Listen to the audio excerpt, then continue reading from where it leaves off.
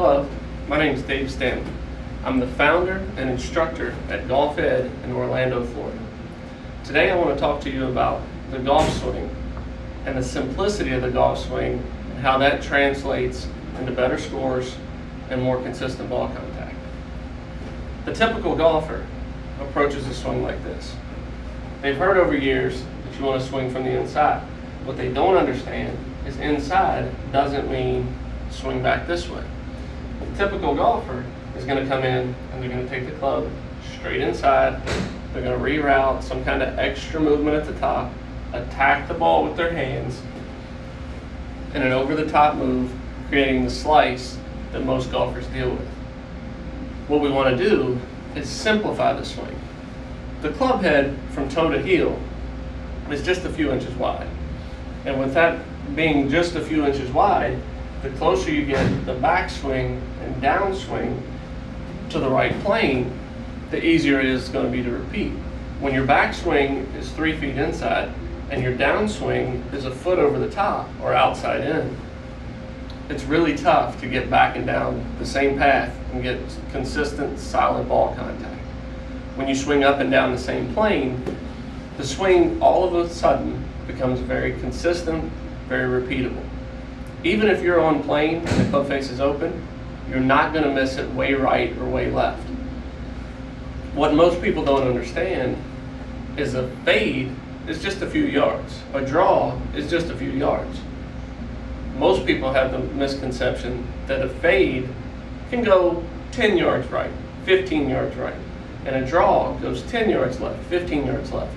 What we want to do is make your misses those 10-yard moves, and a draw or fade just move a couple feet in the air. And that's easy enough to do.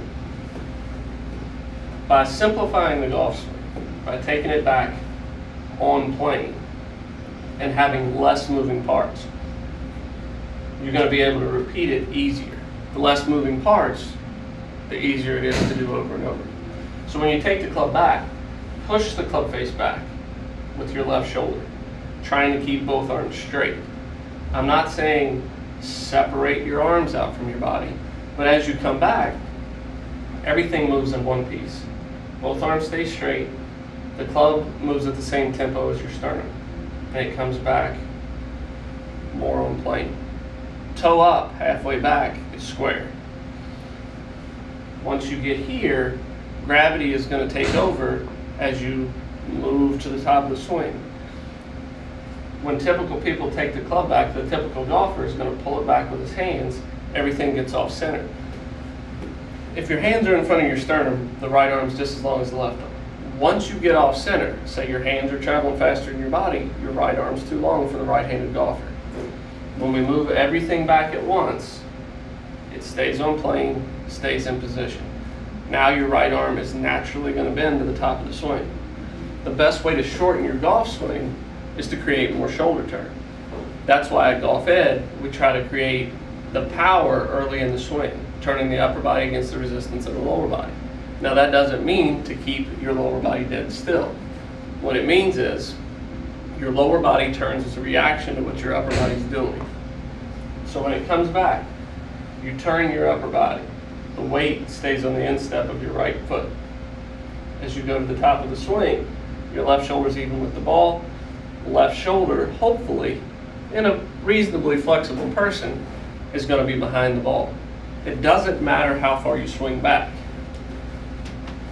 If you turn back and your hips and shoulders are moving a long way, you're just moving a lot.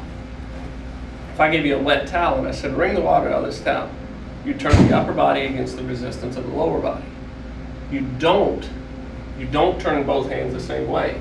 You turn both hands the same way, you're just moving a lot, okay? So when you go to the top of the swing, both arms straight to the left shoulder's even with the ball, the right arm bends, you're on plane, on position at the top of the swing. At the top of the swing, your weight should be on your right instep. That's going to make it easy for you to start your downswing. Right knee goes to the left knee. Everything turns through, okay? What typical golfers do is once they get to the top of the swing, they attack it with their hands. The lower body does nothing.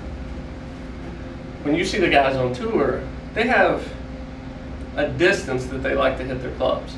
Now, different shots call for different distances. When you have the hands and body synced up, again, going back to hands staying in front of your body instead of right side, left side of your body, it's going to be easy to come through and keep the club square. The average golfer is going to come in, they take the club to the top of the swing, they attack it with their hands. Hands go from the right side to the left side of their body, especially when you're trying to hit it 5 or 10 yards further because it's raining, it's cart path only. You usually hit your 7-iron 150, but it's 155. So you don't swing harder with your entire body, you swing harder with just your hands, and that's why you hit it more right and left. The guys on tour, yes, they have the distance, they like to hit a club, but by keeping the hands and the body moving at the same tempo, they can hit at different distances. And that's why once you get to the top of the swing, you start your downswing from the ground up. The lower body moving through happens at a slower pace than your hands. So you got to give that lower body a little bit of a head start. So when you start your downswing, you're here, the lower body starts the downswing. What you're trying to do is get your hands in front of the body as you rotate through the impact. If your hands are in front of the body, the club face has to be square.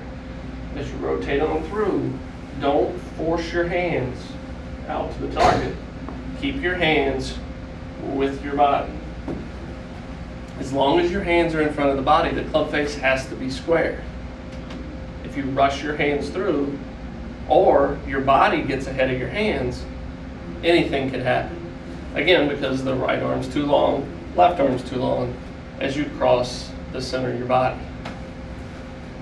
So when you're going back and through, the most important thing in the golf swing is tempo. If the tempo is correct, hands and body coming through at the same time, the club face is going to be square. But when you come through and your hands are zipping through, the club face can be anywhere. By getting it on plane on the backswing and downswing, it's going to be easier to create that tempo. It's going to be easier to repeat. So it's everything up, everything back down, the timing stays the same. When you go around and over and down, your timing's different every time because of all the moving parts. When you swing correctly and on time, it's going to be very repeatable. Your misses are going to be manageable. So it's more up and down. The path stays the same. This should help you get on the path to a better game.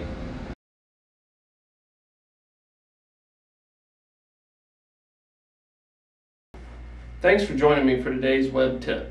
My name is Dave Stanley, and today we're going to talk about a common misconception in the golf swing. When people talk about the release in the golf swing, most people think it's when you come through impact and turn your hands over to get the club to square up. That's totally opposite of the definition of the word release. That's just to let go. When you come through in the golf swing, if you turn your hands over, say the club's traveling even 50 miles an hour, and you turn your hands over as you go through impact, that club's going to stay square for such a short period of time that you really have no chance of hitting the ball straight. But if you keep your hands passive, especially the right hand for us right-handed golfers, you keep that hand passive, make your body swing the club through. If you come through and your timing is correct and your hands are in front of your belt buckle through the impact area, the club face has to be squared. So picture this. You have a camera in your belt buckle. All it can see is this area here. Through the impact area, that camera should only see your hands. That's going to ensure that the club face stays square.